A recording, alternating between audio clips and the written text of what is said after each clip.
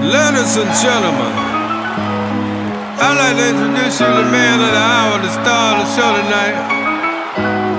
Some of y'all call him OB, some people call him Session.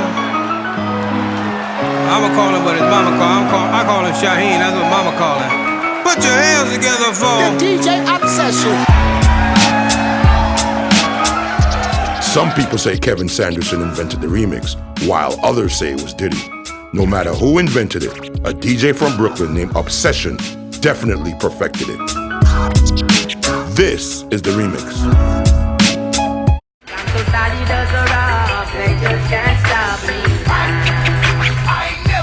First time I heard that Bone Crusher, you know what I mean? That Bone Crusher Sizzler joint. Bone Crusher Sizzler Kalanji remix. My man Obsession gave me that joint, and I think I called him and screamed in his ear loud on the phone like, yo, you got one. Foundation. I think that was one of the records, one of the remixes that really broke open the remix market. Solid as a rock, the Sizzler Bone Crusher joint. And it had such an impact. Like, it was, that record right there was so ill to the point, whereas me as a DJ now, when I go out nowadays, like sometimes if I drop that Sizzler Solid as a Rock, not even a remix, if I drop the original, Obsession's remix of that joint was so sick, whereas I dropped the original, people still scream out Never Scared in the midst of the original chorus of the Sizzler joint. It was Massive B anniversary in Club Crystals. Massive B, Pretty Posse, String Up, Funk Master Flex, and a couple of them probably other DJs. Flex is playing. Flex is doing his hip hop set. And Flex gets to the Bone Crusher record. So Bobby goes in his box and says, yo, Flex, play this remix. So Flex turns to Bobby and said, nah, you play, continue playing. Massive B Anniversaries ran, big crowd. And I had the acetate, which is the dub plate for the hip hop people that may not know. That's the, the lacquer, the black lacquer, the heavy plate back in the day. We were still carrying records at the time. And, Flex just played Bone Crusher and came off the set.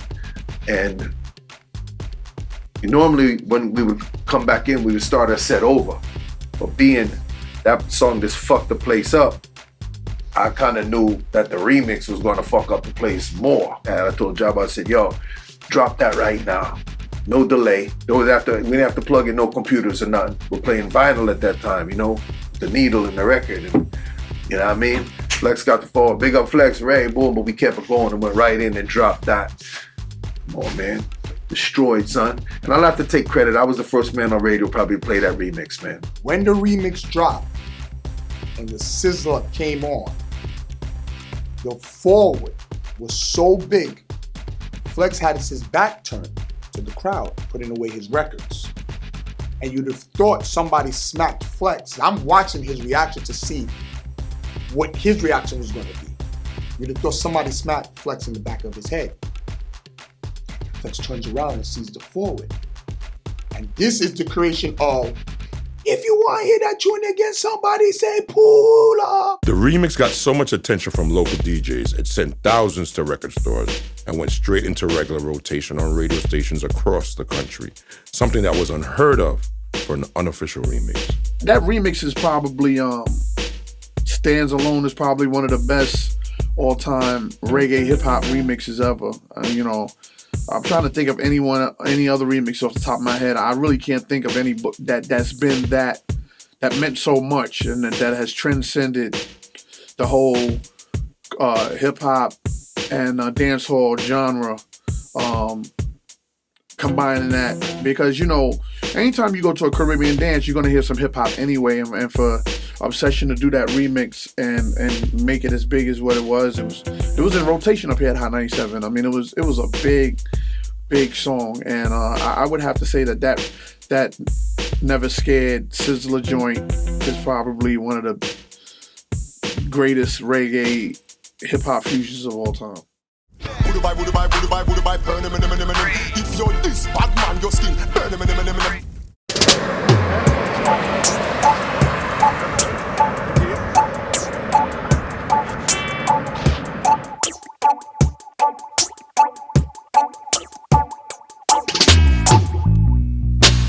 Vibes Cartel last album, the original track Gun Session.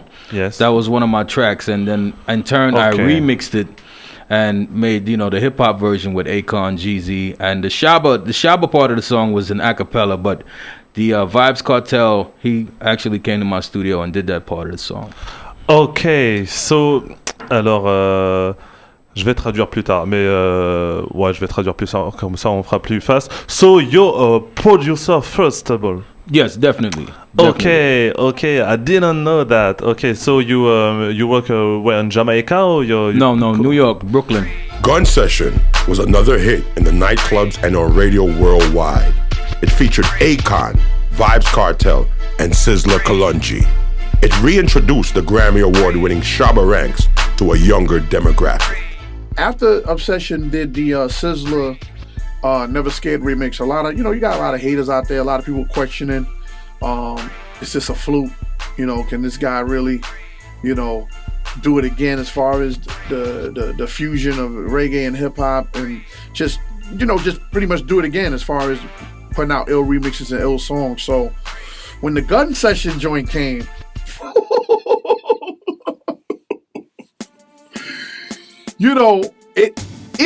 I can't front, even me, Mr. C, I was even like, this might be better than the Never Scared Sizzla joint. But what made this one even a little more interesting is the way they chopped up the vocals, because I think you had Akon on the beat, right? You had Akon, you had Sizzla, Shabba, and Cartel.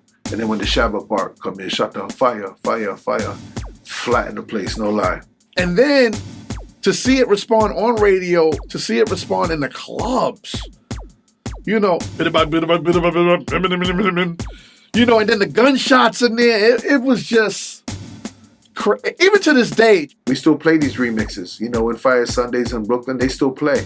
If you're going into that, that era of music, and they still do exceptional in the parties, But that one was unique in the sense that the way they chopped up the vocals, and then each artist came with a build, but then when Shabba came, it was just bap, bap, bap, bap, bap.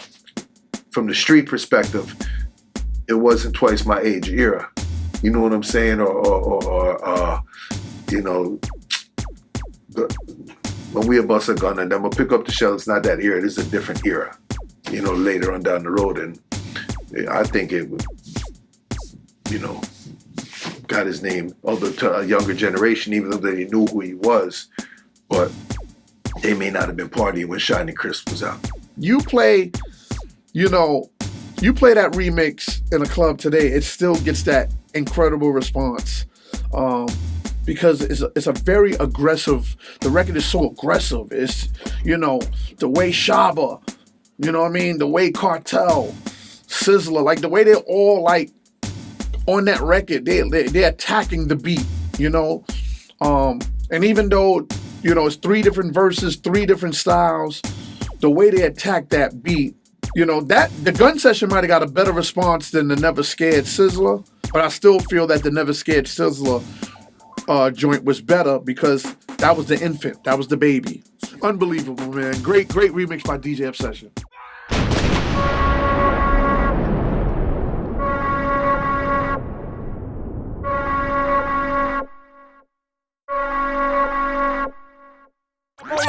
Hold up. We got to slow it down just a little bit. Got to say big shouts to everybody over at Interscope, everybody over at Geffen Records. Big shout to the whole Star Trek. And this one popped off real big. This is killing New York City right now. You got to get used to it. Robin Thicke remix. It's official. Big shouts to everybody pushing this. Let's go. Obsession. This one is for my ladies out there, all right? So turn it up. I had to take it back old school. I'm a triple threat. What they gonna do with me, man? Lost without you. Can't help myself. The Lost Without You remix was inspired by Eric B. and Rakim's melody. DJ Obsession made his own version of this 80s classic, placing Robin Thicke's vocals on top of this hardcore hip-hop track. Yeah. Oh, that remix is bad too. Yeah, man, for real. You just be jacking people's beats, huh? The Robin Thicke remix that Obsession did, definitely, when he did that remix, I think I was one of the first DJs to get the remix.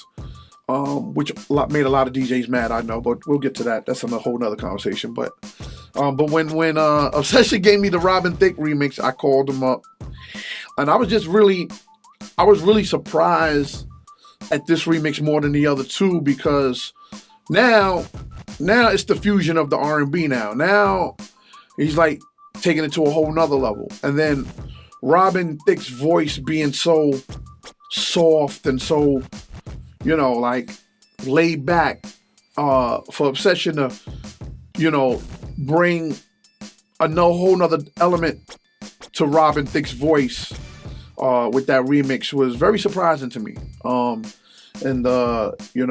think I was on my way to the station when I called Obsession up, and I commended him on the remix and told him how dope the remix was. But I was just more surprised of him taking, just a whole nother different angle than what he did with the first two remixes. A lot of remixes in a certain point of time, they used to just add extra people to it, but it was just the same beat. That's all it was, like the same beat but extra people, like, you know what I mean? And I believe it was a Tribe Called Quest that tried to correct people in that, because when they got the jazz, if you look on the imprint underneath that, the remix is the re-recording, like, to sort of politically correct it, because a lot of people turn around remixing, you ain't change the beat, like change the beat on the shit. That's how I like people like Marley Moore. He changed the beat on the shit, or he did like different arrangements, so it's different from what the one you used to hearing. You know what I mean? That's why people like Obsession is important, like people like That Smooth important. Let me just say this too. I don't think Obsession gets enough credit, for being one of the first DJs. I mean, there was so many DJs maybe before him or even, a little bit after him that was doing remixes. But I think when Obsession's remixes got on that radio on a Hot 97, a lot of DJs after that started taking suit and wanted to take acapellas and do their own remixes and so on and so forth. And, today you got your DJ Ted Smooths and so on and so forth. And shout out to Ted Smooth, that's my Pitbull brother. But, Obsession really made it believable. Obsession doing those three remixes made it believable to any DJ from any walk of life that, if you got a dream and you got a hot beat and you got a vision, you're going to get your joint on. So I got to commend Obsession for that.